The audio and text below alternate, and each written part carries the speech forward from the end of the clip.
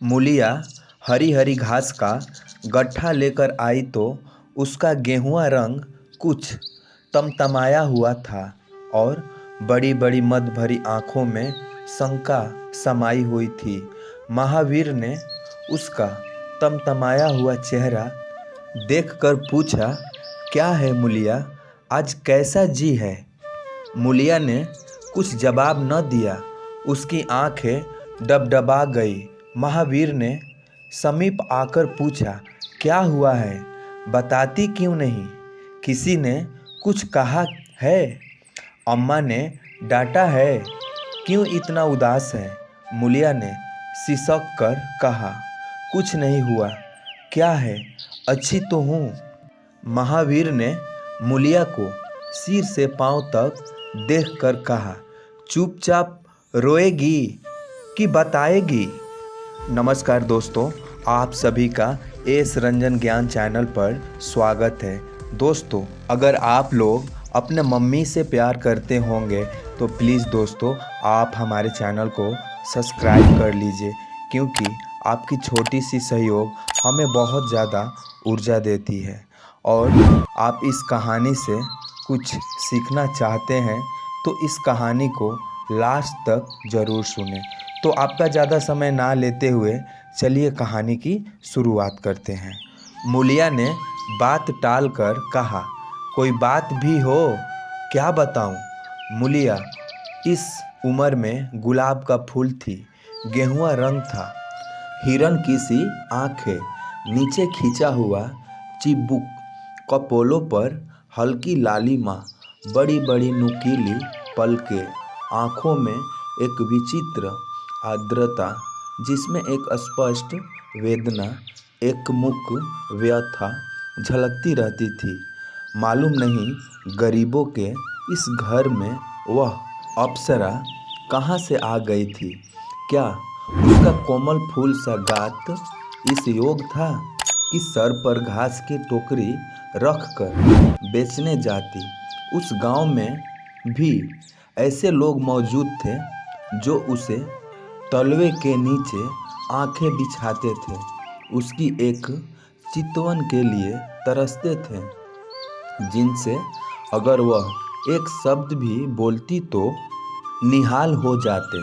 लेकिन उसे आए साल भर से अधिक हो गया, किसी ने उसे युवकों की तरफ ताकते या बातें करते नहीं देखा।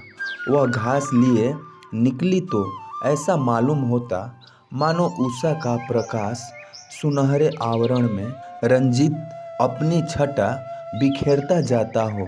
कोई गजलें गाता, कोई छाती पर हाथ रखता, पर मूलिया नीची आंख किए अपनी राह चली जाती। लोग हैरान होकर कहते, इतना अभिमान महावीर में, ऐसे क्या सुरखाप के पर लगे हैं? ऐसा अच्छा जवान भी तो नहीं, न जाने यह कैसे उसके साथ रहती है। मगर आज ऐसी बात हो गई जो इस जाति की और युवतियों के लिए चाहे गुप्त संदेश होती, मूलिया के लिए हृदय का शूल थी। प्रभात का समय था। पवन आम की बौर की सुगंध से मतवाला हो रहा था। आकाश पृथ्वी पर सोने की वर्षा कर रहा था। मूलिया सिर पर झोला रख के घास छीलने चली तो उसका गेहुआ रंग प्रभात की सुनहरी किरणों से कुंदन की तरह दमक उठा। एकाएक युवक चैन सिंह सामने से आता हुआ दिखाई दिया। मूलिया ने चाहा कि कतरा कर निकल जाए, मगर चैन सिंह ने उसका हाथ पकड़ लिया और बोला, मूलिया, तुझे क्या मुझ पर जरा भी दया नहीं आती? मूलिया का वह फूल सा खिला हुआ चेहरा ज्वाला की तरह दहक उठा। वह जरा भी नहीं डरी, जरा भी न झिझकी। झोला जमीन पर गिरा दिया और बोली, मुझे छोड़ दो, नहीं तो मैं चिल्लाऊंगी। चैन सिंह को आज जीवन में एक नया अनुभव हुआ। नीची जाति के रूप माधुर्य का इसके सिवा और काम ही क्या है कि वह ऊंची जात वालों का खिलौना बने।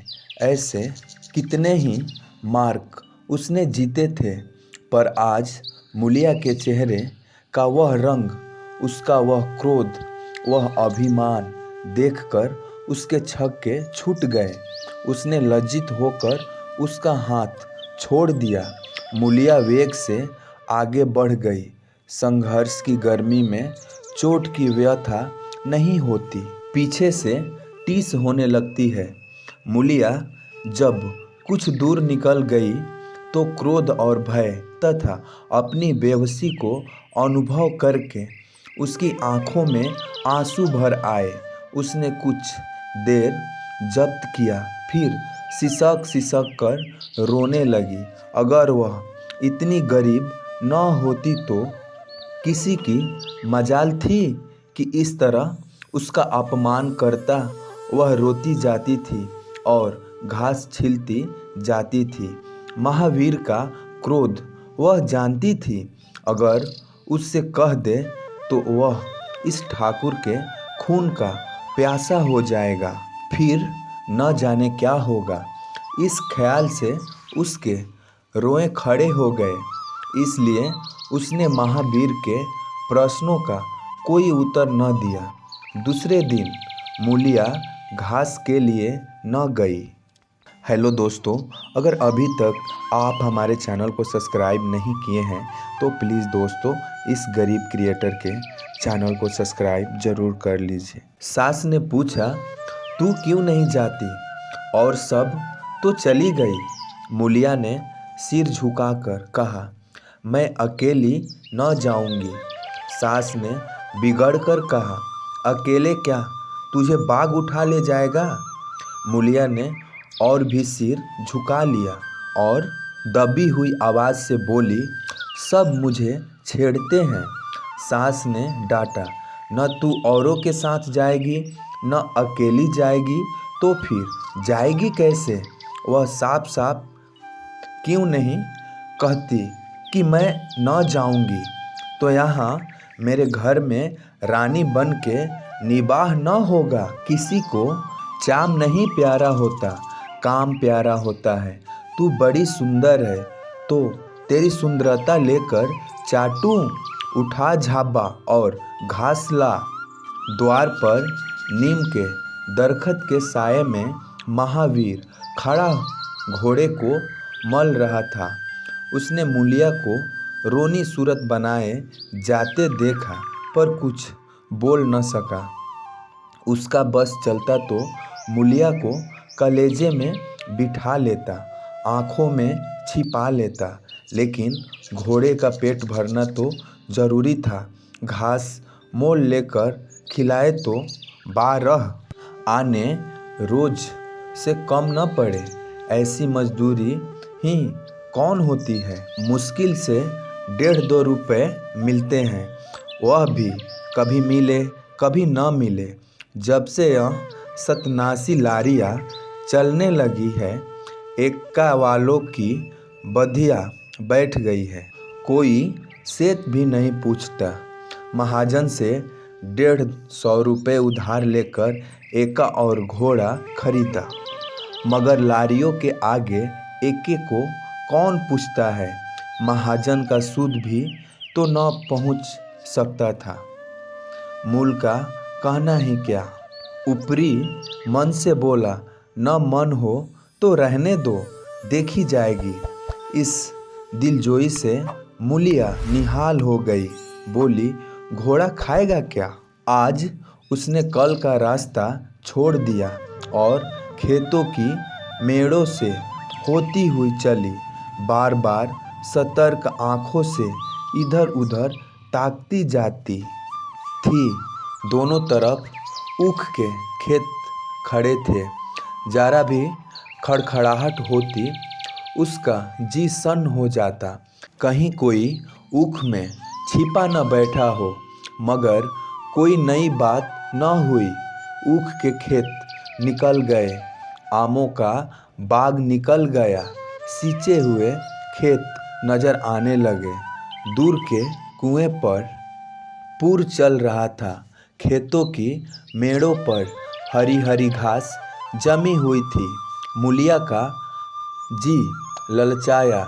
यहाँ आधा घंटे में जितनी घास छिल सकती है, सूखे मैदान में दोपहर तक न छिल सकेगी। यहाँ देखता ही कौन है, कोई चिल्लाएगा तो चली जाऊंगी। वह बैठकर घास छीलने लगी और 1 घंटे में उसका झाबा आधे से ज़्यादा भर गया। वह अपने काम में इतनी तन्मय थी कि उसे चैन सिंह के आने की खबर ही न हुई। एकाएक उसने आहट पाकर सिर उठाया तो चैन सिंह को खड़ा देखा। मूलिया की छाती धक से हो गई। जी में आया भाग जाए, झाबा उलट दे और खाली झाबा लेकर चली जाए, पर चैन सिंह ने कई गज के फासले से ही रुक कर कहा, डर मत, डर मत। भगवान जानता है मैं तुझसे कुछ न बोलूँगा। जितनी घास चाहे छील लो, मेरा ही खेत है।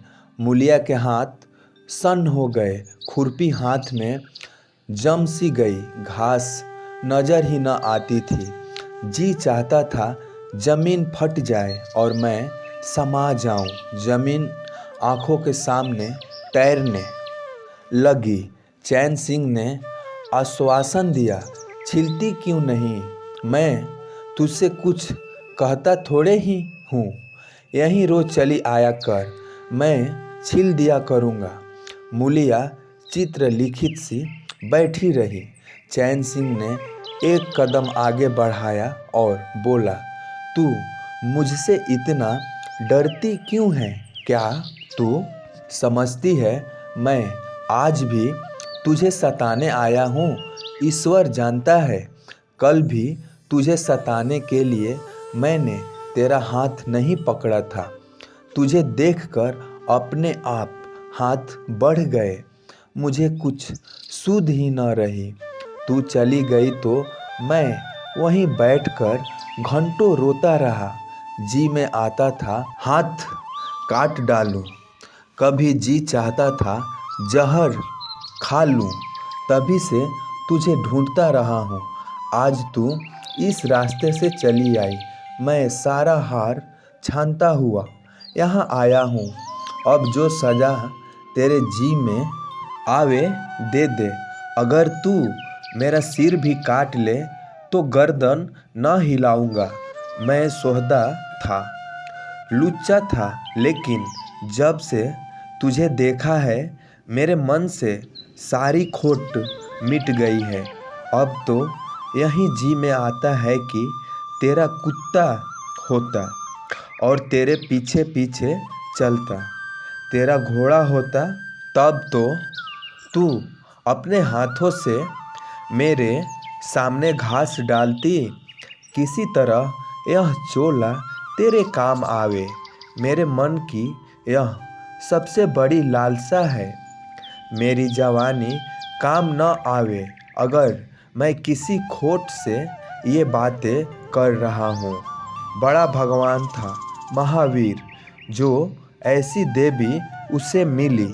मूलिया चुपचाप सुनती रही, फिर नीचा सर करके भोलेपन से बोली, तो तुम मुझे क्या करने को कहते हो?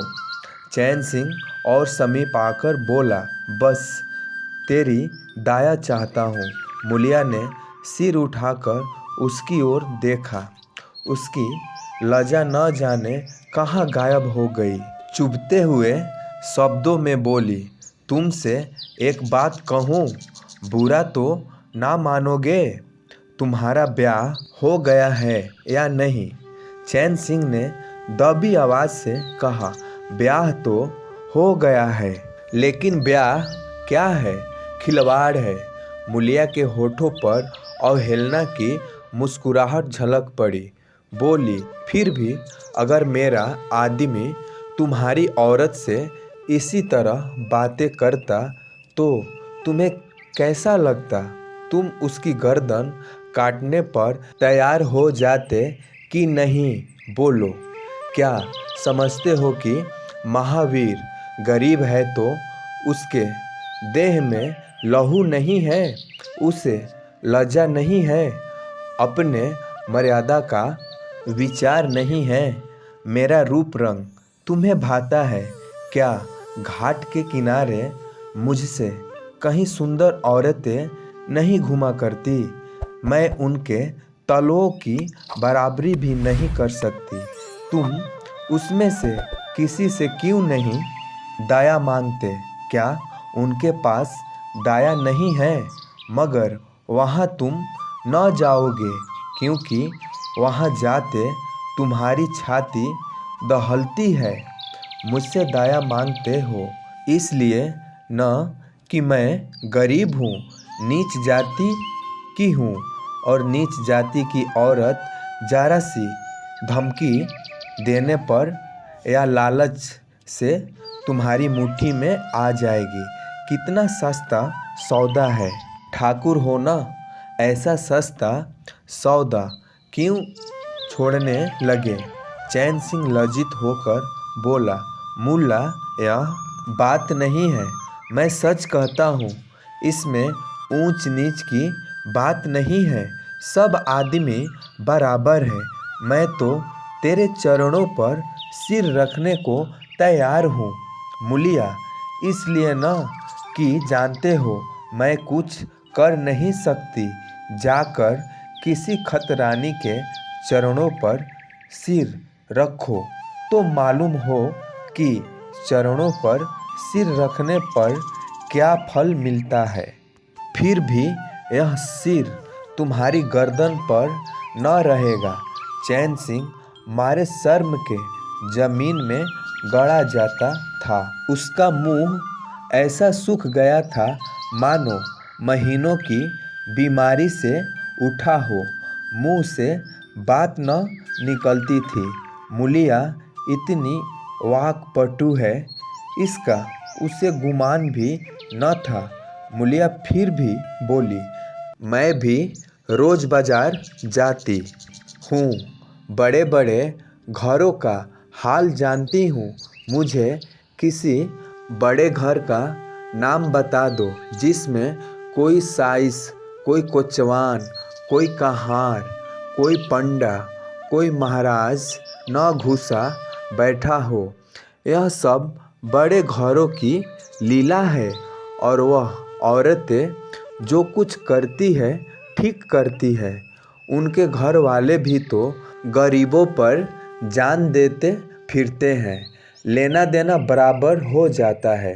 बेचारे गरीब आदमियों के लिए यह बातें कहाँ, मेरे आदमी के लिए संसार में जो कुछ हूँ मैं हूँ, वह किसी दूसरी में हरियों की ओर आँख उठाकर भी नहीं देखता।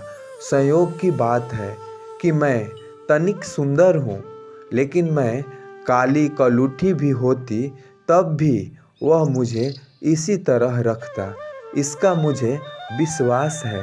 मैं गरीब होकर भी इतनी नीच नहीं हूँ कि विश्वास का बदला खोट से दूँ। हाँ, वह अपने मन की करने लगे, मेरी छाती पर मूंग दलने लगे तो मैं भी उसकी छाती पर मूंग दलूँगी। तुम मेरे रूप ही के दीवाने हो ना। आज मुझे माता निकल आए, कानी हो जाऊं तो मेरी ओर ताकोगे भी नहीं। बोलो, झूठ कहती हूँ? चैन सिंह इनकार न कर सका। मुलिया ने उसी गौर से भरे हुए स्वर में कहा, लेकिन मेरी एक नहीं दोनों आंखें फूट जाए तब भी वह मुझे इसी तरह रखेगा। मुझे उठावेगा, बैठावेगा, खिलावेगा। तुम चाहते हो मैं ऐसे आदमी के साथ कपट करूं?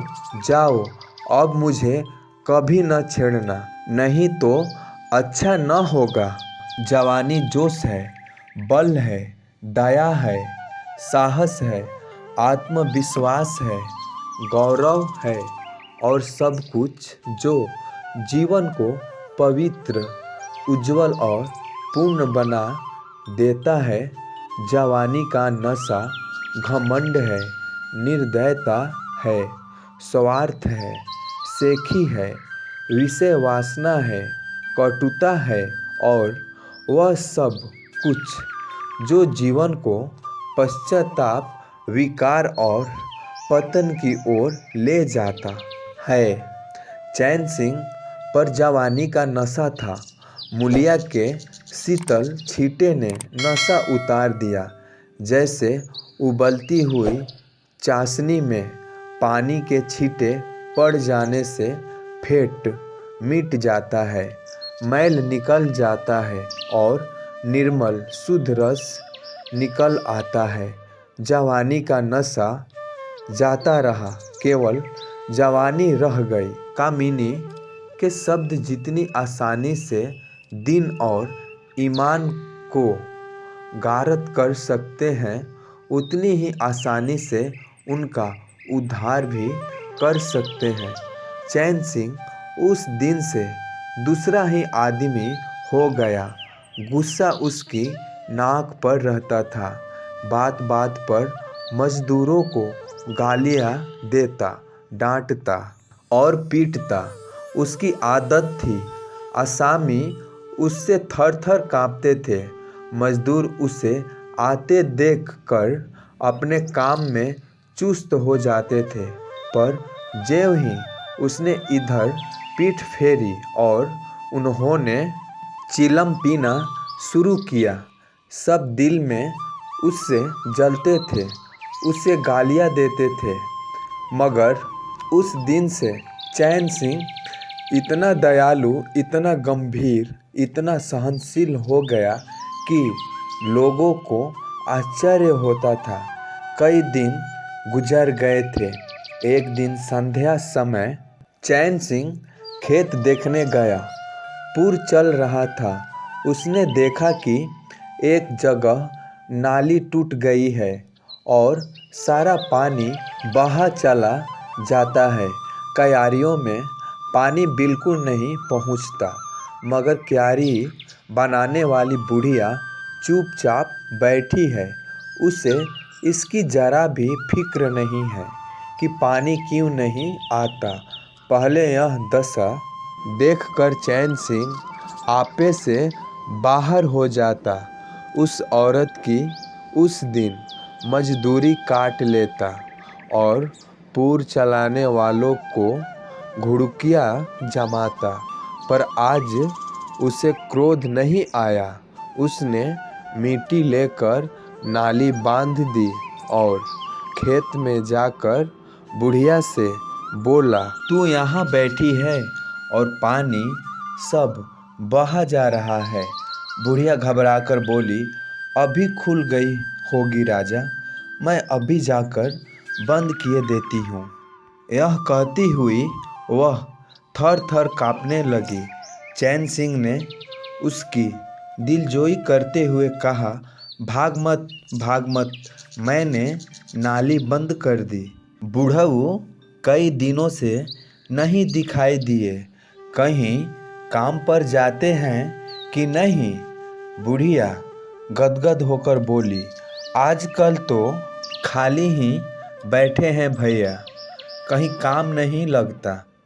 चैन सिंह ने नम्र भाव से कहा, तो हमारे यहाँ लगा दे, थोड़ा सा सन रखा है, उसे काट दे। यह कहता हुआ वह कुएं की ओर चला गया। यहाँ 4 पूर चल रहे थे, पर इस वक्त 2 हकवाहे बैर खाने गए थे। चैन सिंह को देखते ही मजदूरों के होश उड़ गए। ठाकुर ने पूछा, तो आदमी कहाँ गए? तो क्या जवाब देंगे? सब के सब डांटे जाएंगे। बेचारे दिल में सहमे जा रहे थे। चैन सिंह ने पूछा, वह दोनों कहाँ चले गए? किसी के मुंह से आवाज़ न निकली। सहसा सामने से दोनों मजदूर धोती के एक कोने में बैर भरे आते दिखाई दिए। खुश खुश बात करते चले आ रहे थे। चैन सिंह पर निगाह पड़ी तो दोनों के प्राण सूख गए। पाँव मन भर के हो गए। अब न आते बनता है न जाते। दोनों समझ गए कि आज डांट पड़ी, शायद मजदूरी भी कट जाए। चाल धीमी पड़ गई। इतने में चैन सिंह ने पुकारा, बढ़ आओ, कैसे बैर है, लाओ जरा मुझे भी दो, मेरे ही पेड़ के है ना। दोनों और भी सहम उठे। आज ठाकुर जिंदा न छोड़ेगा। कैसा मीठा मीठा बोलकर उतनी ही भिगो कर लगाएगा। बेचारे और भी सिकुड़ गए। चैन सिंह ने फिर कहा, जल्दी से आओ जी, पक्की पक्की सब मैं ले लूँगा। जरा एक आदमी लपक कर घर से थोड़ा नमक तो ला। तुम भी दोनों आ जाओ। उस पेड़ के बैर मीठे होते हैं, बैर खा ले, काम तो करना ही है। अब दोनों भंगोड़े को कुछ ढारस हुआ। सभी ने जाकर सब बैर चैन सिंह के आगे डाल दिए और पक्के पक्के छाँट कर उसे देने लगे। एक आदमी नमक लाने दौड़ा। आधा घंटे तक चारों पुर बंद रहे। जब सब बैर उड़ गए और ठाकुर चलने लगे तो दोनों अपराधियों ने हाथ जोड़कर कहा, भैया जी, आज जान बख्शी हो जाए, बड़ी भूख लगी थी, नहीं तो कभी न जाते। चैन सिंह ने नम्रता से कहा, तो इसमें बुराई क्या हुई, मैंने भी तो बैर खाए, एक आधा घंटे का हरज हुआ, यही न। तुम चाहोगे तो घंटे भर का काम आधे घंटे में कर दोगे, न चाहोगे तो दिन भर में भी घंटे भर का काम न होगा। चैन सिंह चला गया तो चारों बातें करने लगे। एक ने कहा, मालिक, इस तरह रहे तो काम करने में जी लगता है, यह नहीं कि हरदम छाती पर सवार। दूसरा, मैंने तो समझा आज कच्चा ही खा जाएगा। तीसरा, कई दिनों से देखता हूँ मिजाज नरम हो गया है। चौथा, सांझ को पूरी मजूरी मिले तो कहना। पहला, तुम तो हो गोबर गणेश, आदमी का रुख नहीं पहचानते। दूसरा, अब खूब दिल लगाकर काम करेंगे। तीसरा, और क्या, जब उन्होंने हमारे ऊपर छोड़ दिया तो हमारा भी धर्म है कि कोई कसर न छोड़े। चौथा, मुझे तो भैया ठाकुर पर अब भी विश्वास नहीं आता। एक दिन चैन सिंह को किसी काम से कचहरी जाना था। 5 मील का सफ़र था। ये तो वह बराबर अपने घोड़े पर जाया करता था, पर आज धूप बड़ी तेज हो रही थी। सोचा एके पर चला चलूं। महावीर को कहला भेजा, मुझे लेते जाना। कोई 9 बजे महावीर ने पुकारा। चैन सिंह तैयार बैठा था।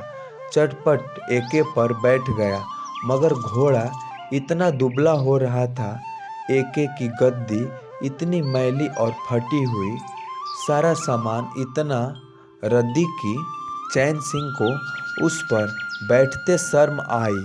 पूछा, यह सामान क्यों बिगड़ा हुआ है? महावीर, तुम्हारा घोड़ा तो इतना दुबला कभी न था। क्या आजकल सवारियाँ कम हैं क्या? महावीर ने कहा, नहीं मालिक, सवारियाँ काहे नहीं हैं, मगर लारियों के सामने एक एक को कौन पूछता है। कहाँ 2, ढाई, 3 की मजदूरी करके घर लौटता था, कहाँ अब 20 आने पैसे भी नहीं मिलते। क्या जानवर को खिलाऊं, क्या आप खाऊं। बड़ी विपत्ति में पड़ा हूँ। सोचता हूँ एका घोड़ा बेच बाच आप लोगों की मजदूरी कर लूँ, पर कोई गाहक नहीं लगता। ज़्यादा नहीं तो 12 आने तो घोड़े ही को चाहिए घास। ऊपर से जब अपना ही पेट नहीं चलता तो जानवर को कौन पूछे। चैन सिंह ने उसके फटे हुए कुर्ते की ओर देखकर कहा, 2-4 बीघे खेती क्यों नहीं कर लेते। महावीर सिर झुकाकर बोला, खेती के लिए बड़ा पौरुख चाहिए मालिक। मैंने तो यही सोचा है कि कोई गाहक लग जाए तो एक एक को औने पौने निकाल दो, फिर घास छीलकर बाजार ले जाऊंगा। आजकल सास पतोह दोनों छिलती है, जब जाकर 10-12 आने पैसे नसीब होते हैं। चैन सिंह ने पूछा, तो बुढ़िया बाजार जाती होगी। महावीर लजाता हुआ बोला, नहीं भैया, वह इतनी दूर कहाँ चल सकती है। घर वाली चली जाती है, 2 पहर तक घास छीलती है, तीसरे पहर बाजार जाती है, वहाँ से घड़ी रात गए लौटती है। हलकान हो जाती है भैया, मगर क्या करूं, तकदीर से क्या जोर। चैन सिंह कचहरी पहुंच गए और महावीर सवारियों की टोह में इधर उधर इक्के को घुमाता हुआ शहर की तरफ चला गया। चैन सिंह ने उसे 5 बजे आने को कह दिया। कोई 4 बजे चैन सिंह बाहर निकले। हाथे में पान की दुकान थी। जरा और आगे बढ़कर एक घना बरगद का पेड़ था। उसकी छाया में 20 ही तांगे एक खड़ी थी। घोड़े खोल दिए गए थे। वकीलों, मुख्तारों और अफसरों की सवारियां यहीं खड़ी रहती थी। चैन सिंह ने पानी पिया, पान खाया और सोचने लगा, कोई लारी मिल जाए तो जरा शहर चला जाऊं, कि उसकी निगाह एक घास वाली पर पड़ गई। सिर पर घास का झब्बा रख के साइंसों से मोल भाव कर रही थी। चैन सिंह का हृदय उछल पड़ा। यह तो मूलिया है। बनी ठनी एक गुलाबी साड़ी पहने कोचवानों से मोल तोल कर रही थी। कई कोचवान जमा हो गए थे। कोई उससे दिल लगी करता था, कोई घूरता था, कोई हंसता था। एक काले कलूठे कोचवान ने कहा, मुल्ला, घास तो उड़ के अधिक से अधिक 6 आने की है। मूलिया ने उन्माद पैदा करने वाली आंखों से देखकर कहा, 6 आने पर लेना है तो सामने घसियारी ने बैठी है, चले जाओ, 2-4 पैसे कम में पा जाओगे। मेरी घास तो 12 आने में ही जाएगी। एक अधेड़ कोचवान ने फिटन के ऊपर से कहा, तेरा जमाना है, 12 आने नहीं 1 रुपये मांग। लेने वाले झक मरा के और लेंगे। निकलने दे वकीलों को, अब देर नहीं है। एक तांगे वाले ने, जो गुलाबी पगड़ी बांधे हुए था, बोला, बुढ़ऊ के मुंह में पानी भर आया। अब मूलिया काहे को किसी की ओर देखेगी। चैन सिंह को ऐसा क्रोध आ रहा था कि इन दुष्टों को जूते से पीटे। सब के सब कैसे उसकी ओर टकटकी लगाए ताक रहे हैं, आंखों से पी जाएंगे। और मूलिया भी यहाँ कितनी खुश है, न लजाती है, न झिझकती है, न दबती है। कैसा मुस्कुरा मुस्कुरा कर रसीली आंखों से देख देख कर सिर का आंचल खिसका खिसका कर मुंह मोड़ मोड़ कर बातें कर रही है। वही मूलिया जो शेरनी की तरह झड़प उठी थी। इतने में 4 बजे। अमले और वकील मुख्तारों का एक मेला सा निकल पड़ा। अमले लारियों पर दौड़े, वकील मुख्तार इन सवारियों की ओर चले। कोचवानों ने भी झटपट घोड़े जोते। कई महाशयों ने मूलिया को रसिक नेत्रों से देखा और अपनी अपनी गाड़ियों पर जा बैठे।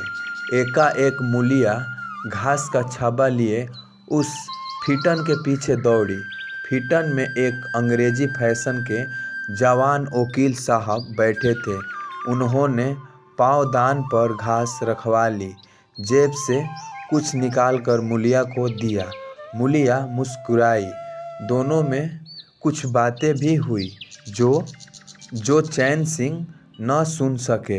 एक क्षण में मूलिया प्रसन्न मुख घर की ओर चली। चैन सिंह पान वाले की दुकान पर विस्मृति की दशा में खड़ा रहा। पान वाले ने दुकान बढ़ाई, कपड़े पहने और केबिन का द्वार बंद करके नीचे उतरा तो चैन सिंह की समाधि टूटी। पूछा, क्या दुकान बंद कर दी? पान वाले ने सहानुभूति दिखाकर कहा, इसकी दवा करो ठाकुर साहब, यह बीमारी अच्छी नहीं है। चैन सिंह ने चकित होकर पूछा, कैसी बीमारी? पान वाला बोला, कैसी बीमारी? आधा घंटे से यहाँ खड़े हो जैसे कोई मुर्दा खड़ा हो। सारी कचहरी खाली हो गई, सब दुकानें बंद हो गई। मेहतर तक झाड़ू लगाकर चल दिए। तुम्हें कुछ खबर हुई? यह बुरी बीमारी है, जल्दी दवा कर डालो। चैन सिंह ने छड़ी संभाली और फाटक की ओर चला कि महावीर का एक्का सामने से आता दिखाई दिया। कुछ दूर एक्का निकल गया तो चैन सिंह ने पूछा, आज कितने पैसे कमाए महावीर? महावीर ने हंसकर कहा, आज तो मालिक दिन भर खड़ा ही रह गया, किसी ने बेगार में भी न पकड़ा, ऊपर से 4 पैसे की बीड़ियाँ पी गया। चैन सिंह ने जरा देर के बाद कहा, मेरी एक सलाह है, तुम मुझसे 1 रुपया रोज लिया करो। बस जब मैं बुलाऊं तो एक्का लेकर चले आया करो। तब तो तुम्हारी घरवाली को घास लेकर बाजार न जाना पड़ेगा। बोलो, मंजूर है? महावीर ने सजल आंखों से देखकर कहा, मालिक, आप ही का तो खाता हूँ, आपकी प्रजा हूँ। जब मर्जी हो पकड़ मंगवाएं आपसे रुपए। चैन सिंह ने बात काट कर कहा, नहीं, मैं तुमसे बेगार नहीं लेना चाहता। तुम मुझसे 1 रुपया रोज ले जाया करो। घास लेकर घरवाली को बाजार मत भेजा करो। तुम्हारी आबरू मेरी आबरू है। और भी रुपए पैसे का जब काम लगे बेखटके चले आया करो। हाँ, देखो, मूलिया से इस बात की भूलकर भी चर्चा न करना। क्या फ़ायदा? कई दिनों के बाद संध्या समय मूलिया चैन सिंह से मिली। चैन सिंह असामियों से मालगुजारी वसूल करके घर की ओर लपका जा रहा था कि उसी जगह जहां उसने मूलिया की बाँह पकड़ी थी, मूलिया की आवाज़ कानों में आई। उसने ठिठक कर पीछे देखा तो मूलिया दौड़ी आ रही थी। बोला, क्या है मुल्ला, क्यों दौड़ती हो? मैं तो खड़ा हूँ। मूलिया ने हाँफते हुए कहा, कई दिनों से तुम्हें मिलना चाहती थी, आज तुम्हें आते देखा तो दौड़ी। अब मैं घास बेचने नहीं जाती। चैन सिंह ने कहा, बहुत अच्छी बात है। क्या तुमने कभी मुझे घास बेचते देखा है? हाँ, एक दिन देखा था, क्या महावीर ने तुझसे सब कह डाला? मैंने तो माना कर दिया था। वह मुझसे कोई बात नहीं छिपाता। दोनों एक क्षण चुप खड़े रहे। किसी को कोई बात न सूझती थी। एकाएक मूलिया ने मुस्कुराकर कहा, यहाँ तुमने मेरी बाह पकड़ी। मूलिया, उससे क्यों भूल जाऊं? उसी बाह गहे की लाज तो निभा रहे हो। गरीबी आदमी से जो चाहे करवाए, तुमने मुझे बचा लिया। फिर दोनों चुप हो गए। ज़रा देर के बाद मूलिया ने फिर कहा, तुमने फिर दोनों चुप हो गए। ज़रा देर के बाद मूलिया ने फिर कहा, तुमने समझा होगा। मैं हंसने बोलने में मगन हो रही थी। चैन सिंह ने बलपूर्वक कहा, नहीं मूलिया, मैंने एक क्षण के लिए भी नहीं समझा। मूलिया मुस्कुराकर बोली, मुझे तुमसे यही आशा थी और है। पवन खिंचे हुए खेतों में विश्राम करने जा रहा था। सूर्य निशा की गोद में विश्राम करने जा रहा था और उस मलिन प्रकाश में चैन सिंह मूलिया की विलीन होती हुई रेखा को खड़ा देख रहा था। हेलो दोस्तों, ये कहानी आप लोगों को कैसी लगी प्लीज़ हमें कमेंट करके ज़रूर बताएं। अगर अभी तक आप हमारे चैनल को सब्सक्राइब नहीं किए हैं तो प्लीज़ दोस्तों हमारे चैनल को सब्सक्राइब कर लीजिए। तो मिलते हैं अगले वीडियो में, तब तक के लिए जय हिंद, वंदे मातरम।